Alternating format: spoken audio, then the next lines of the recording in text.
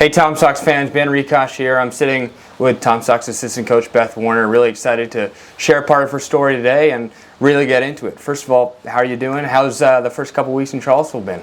I'm doing good. It's been a lot of fun. We've got a good group of players on the team this year, and it's a lot of fun to be out here playing baseball every day and watching the players get better and learn how they are. That's one of the great things about baseball, right? The best thing is you got to do it again the next day, and if you have a winning streak and lose it, well, you got to make a new one the next day. It's a lot of fun. That's awesome. I want to start with your connection to baseball. Take me back to your childhood, where you got connected to the game, what sports you played, and just really what it was like as a family. My whole family's played a lot of sports growing up. I have a brother, and he's really the one who played baseball, and he played through college. He played at Bridgewater College.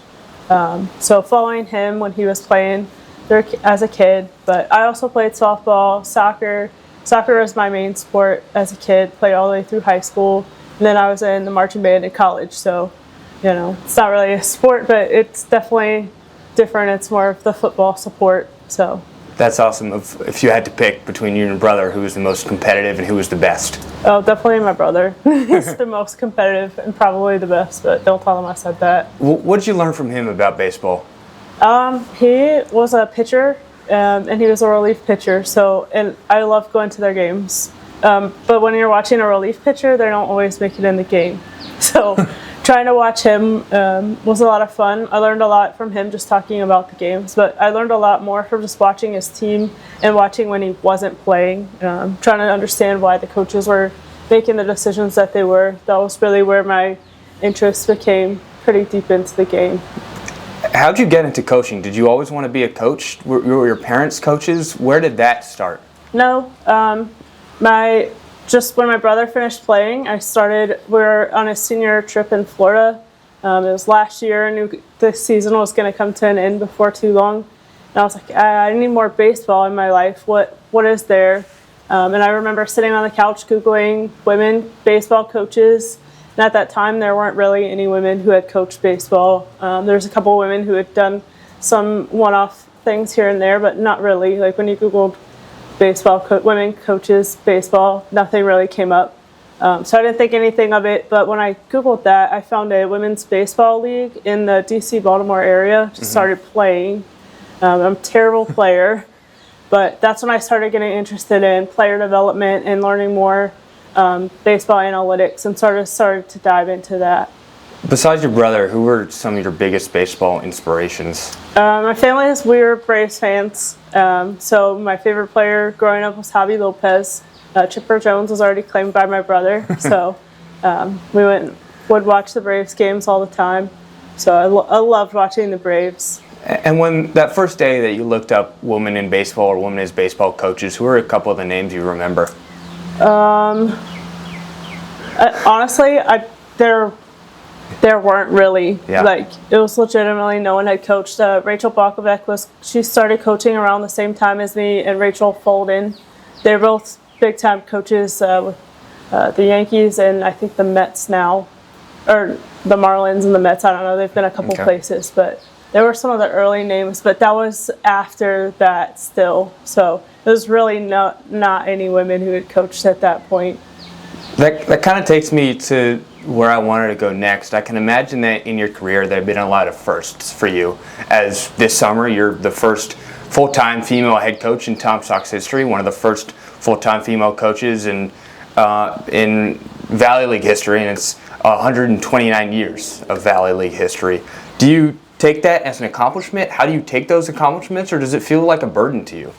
Not really either. I think it is an accomplishment and it does mean something.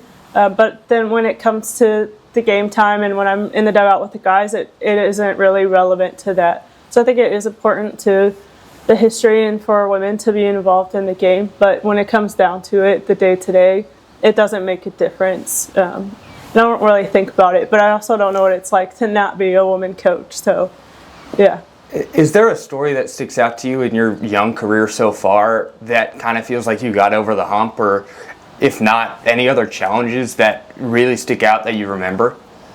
I think at first a lot of the challenges were just that I didn't know a lot of the same things that all young coaches have to deal with, but I didn't have anyone with me to sort of help me along. I think I sort of made it or overcome the hump that you're talking about. I was at a recruiting event and somebody didn't recognize me as a coach, and the other coaches around me all got really offended. And I was like, guys, it's really not that big of a deal. But once they recognized that, that I should be respected as a coach, that was the moment where I was like, okay, maybe I actually have made it into this community of coaches. So that was the moment where, they stood up for me. It was really nice to feel like I belonged there. That's awesome. You don't take it as a chip on your shoulder. You feel like you're just one of the baseball coaches at that point. I think it depends on the situation. Sometimes it can be a little bit motivating or hold me back a little bit, but for the most part, I try to it is who I am, but it doesn't affect what I do in any way that I can control. I like it. What's one of the things you've learned from each of your coaching experiences so far, either from the games themselves or the coaching staffs or anything else in between, from JMU to Lebanon Valley to everywhere else in between? Yeah, I'll start with the Tom Sox since that's where we are. It's been really awesome learning from Coach Randy Tomlin. He's got a lot of experience and he's very knowledgeable about the game. So every time he has something to share about the game, it's something else to learn. And that's kind of the same throughout all of the time. Every different coaches that we get to work with each other can learn something, even if we're saying the same things and we already know something. One more way to say it or one more way to explain it to a player is always a good thing. So it's been really great to work with him here at the Tom Sox and learn from him. And I've learned from some really great coaches along the way as well.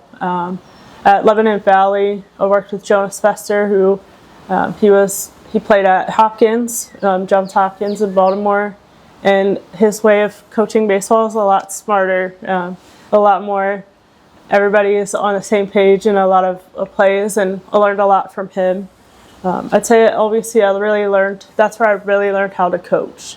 That was my first full-time position in a lot of roles that I hadn't been in before. So that's where I really learned to coach, really started to develop relationships with the players that were meaningful to them and to me, and help them become better players. Prior to that, at Charleston in West Virginia, that's where I learned how to be a coach. I remember my first game day, I went up to one of the other assistants and was like, hey, where do I stand in the dugout? Because a lot of the things I learned there were things that a player learns by just being in the game, and I didn't know. So that's sort of a couple of things I've learned at the different stops. That's really cool to hear, and just to be a sponge. That's what everybody always talks about in every situation. It seems like you're always learning, and that's really how you maximize yourself, and as a coach, maximize everybody around you. Do you have any individual goals for yourself? Your career is still very young, but as you continue through it, is there a dream baseball spot for you? What do you want this to turn into? Ask me the tough questions now. I think there is. I think I'm in the process of figuring that out a little bit. I really like working with the higher level the player, the more you can do in teaching them and really teach them the game. So I definitely love working with college players. I think originally when I first started out, the goal was to make it to the major leagues, but now I'm not sure that's the goal because I really love college baseball. I love the age range, the juggling school, and sort of that transition from high school into adult life. I love being a part of players' development during that phase. And college baseball is a little bit more competitive. Even at the lowest levels, it's really competitive, and I like winning. So I think staying in the college game is my goal, and find somewhere where I'm happy and get to work with players every day. What is about the college game that you like compared to the pro game or even the high school game? Well, I've only worked in college, so that I can't really say too much. But I do love competing for a championship. When I was at LBC, we won the conference twice, got the chance to compete in the regional, made it pretty far the one year. So that's always a lot of fun, and that stems back to when my brother played. The best weeks were when we were traveling to regional tournaments or the conference tournament. So just the competitiveness and the ability to win a championship is a lot of fun. And for you to be here in Charlottesville and learn in an organization that has so much winning pedigree and as a former major leaguer as the head coach and is a franchise that's been in Central Virginia for over 10 years, what was that opportunity like for you when it first came about? You mean here at Charlottesville? Here at the Tom Sox, yeah. Yeah, I think it's definitely been, I wasn't sure what to expect, to be honest. When I first got here, I didn't know what it was going to be like. I didn't know what the players would be like, but we have such a great group of players. They're all good people. They're all wanting to learn how to get better at baseball, and a lot of them are really silly. So it's been a lot of fun. So the dynamic of the team has been a lot of fun, which is good because it's hard to enjoy getting better in baseball when it's not at least a little bit fun. Yeah. So, yeah. You kind of talked about this at the start too, but what's one thing you've really tried to learn or have learned from Randy Tomlin?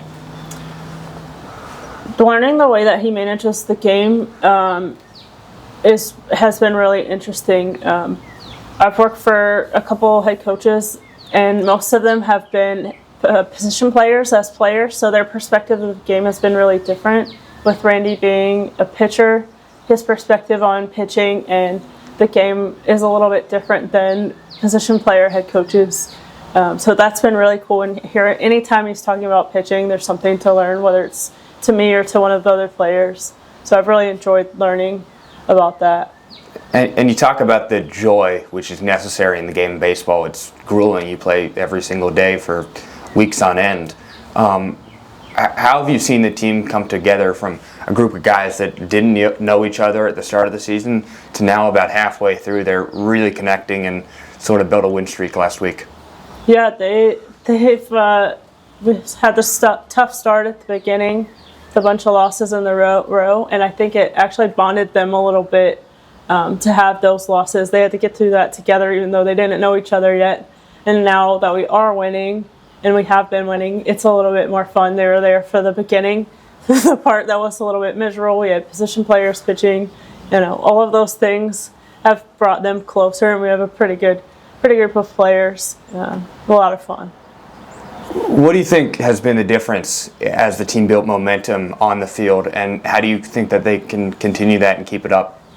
I think some of it is definitely getting to know each other, and not just like in the dugout and as people, but on the field, knowing how does each other play and how do we work together.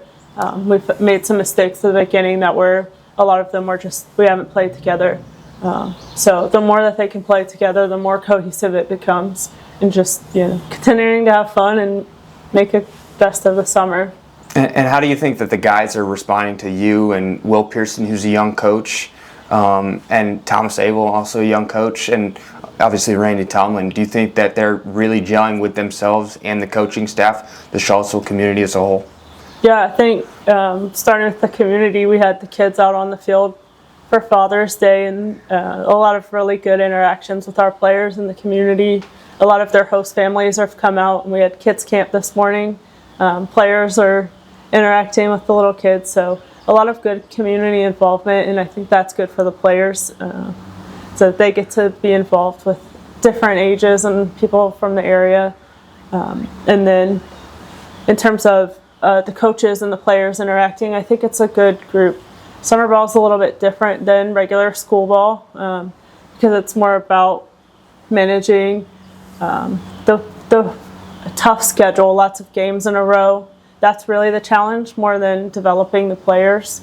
They are here for development, but it's about them playing and making the mistakes in the games and then learning from them. And I think they do respond well to the coaches. We've got a good group. I think the coaches have worked well together, kind of got a variety of personalities, which is good for the players, so that when you're talking about coaching, not every player is going to connect with every coach. But since we have a variety of coaches with different backgrounds and different experiences, it seems like every player has somebody that they can connect with. That's awesome. We talked about the players, the coaching staff. As we wrap it up here, what's one thing that you think that you will take from this summer in Charlottesville? I think the relationship with the team and the guys on the team, the other coaches, that's going to be the best part. Hopefully whether I'm back or not in the future, hopefully we'll stay in touch and be friends for years to come. It's a good group of players and good team. So that's what it's all about. It's about the people you meet along the way and the memories you make, and that's really what makes sports so special, at least to me. So I really appreciate you taking some time to sit down with me. It's been an honor to share your story. It's been a privilege to have you with the Tom Sox this summer, and hey, we're halfway through the season. Let's get some more wins. Let's do it. Thank you. Thank you.